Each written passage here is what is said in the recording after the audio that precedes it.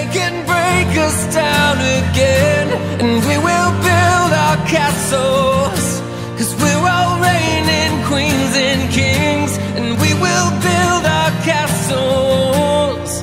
Oh, castles. Oh, castles. Oh, castles. Castles. Oh, castles. Bonjour à tous. Aujourd'hui je voulais vous parler d'une notion importante dont j'ai pas tellement parlé au final dans mes vidéos, c'est-à-dire le lâcher prise. Donc c'est vrai que je parle beaucoup de l'écoute, du calme, mais je crois que le plus important c'est surtout le lâcher prise, parce qu'on peut avoir la meilleure technique du monde, on peut avoir même des récompenses, des friandises, tout ça en fait ça sert à rien si derrière ce que nous à l'intérieur on est, c'est pas intéressant pour le cheval. Donc en fait le cheval ce qu'il va voir c'est vraiment ce qui est en nous. Et si en nous on n'a pas travaillé sur nos blocages, on est stressé sur quelque chose, on est focalisé trop dans un exercice, ça va pas aller pour le cheval et on risque de rater les exercices. Et c'est un peu ce que j'ai ressenti ce matin en fait avec Caresse, parce que comme vous le savez, donc, je suis une formation pour devenir officiellement comportementaliste, et donc dans le cadre de ces formations je dois rendre des vidéos où je fais certains exercices, etc. Et du coup c'est vrai que je me mets un objectif de résultat, ce que d'habitude je ne me mets jamais, et donc je me dis voilà, là aujourd'hui il faut que j'arrive à filmer ça. Et donc même si au final je pourrais me dire c'est pas grave, je le ferai la semaine d'après, il y a quand même toujours quelque chose dans ma tête qui me dit il faut que j'essaye de faire ça. Et c'est vrai que du coup ces séances là sont souvent moins coulées avec Caresse. Et c'est marrant parce que quand on fait le suivi en liberté, quand je me filme pour ces vidéos, elle a toujours tendance à aller chercher à l'extérieur, alors que quand je me filme après simplement dans ma séance normale où voilà, je suis relâchée, je travaille avec elle, je suis dans l'écoute, là il n'y a pas de problème, elle me suit, elle est collée à moi. Bon voilà, même si avec Caresse on a quand même eu de très belles choses, voilà, comme je vous montre à l'écran, il y a des très belles choses qui ont été faites.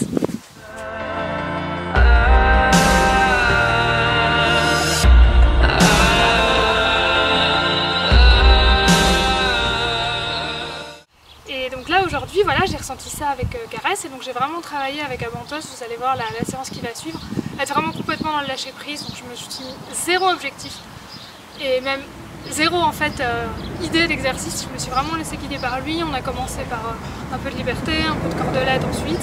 Vu que j'avais zéro blocage, j'étais complètement relâchée, lui aussi, et surtout ça m'a permis de lire beaucoup mieux ses réponses et d'en déduire des choses. J'étais beaucoup plus ouverte, et donc je voyais, voilà, dès que j'avais un léger non, je le sentais, hop, je reprenais l'exercice autrement, et vraiment ça coulait.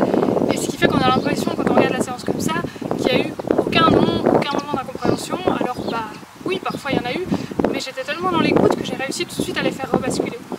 Et justement, quand je vais me retrouver face à un non, j'essaie tout de suite de le transformer en oui en fait. Donc je ne vais pas commencer à dire au cheval non, c'est pas ça que je veux. Je vais tout de suite l'amener dans le bon mouvement. Donc je vais essayer de me corriger le plus vite possible pour l'amener dans le bon et pouvoir féliciter. Et donc pour avoir le moins possible en fait à dire non et pouvoir mettre que des oui. Et donc ça renforce vraiment aussi très fort la relation et la motivation du cheval à travailler. Un bon exemple, c'est par exemple quand Abantos est passé sur la barre au sol en liberté, ça paraît tout bête, mais quand il est pas bien dans sa tête, il a tendance à bloquer sur les barres au sol. Et donc il est incapable d'enjamber une barre au sol, même monter, des fois c'est compliqué, il arrive à refuser une barre au sol. Et à pied c'est pareil, si je le passe pas avec lui, il va s'arrêter devant. Ça c'est quand il est pas bien dans sa tête, quand il y a eu des stress, etc. Donc bon voilà, je retravaille, d'ailleurs je vous avais montré la séance de la semaine passée où j'avais eu des refus, comment j'avais retravaillé. Et aujourd'hui, de lui-même, il a été à distance sur la barre au sol. Parce que moi-même, je me suis pas mis l'objectif de me dire absolument qu'il passe cette barre au sol. Et naturellement, voilà, il est passé. Après, vous allez voir pareil, on a fait une séance en cordelette, j'ai écouté ses propositions, on est parti en extérieur, pareil, dans les propositions, à un moment donné, j'ai senti qu'il était fatigué.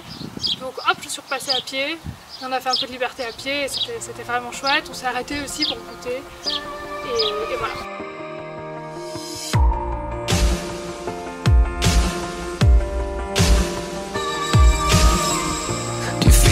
You're broken and had enough,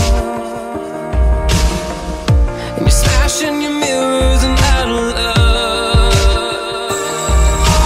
turning your dreams to gravel. But let the broken stones build your castles. They can break us down again, and we will build our castles.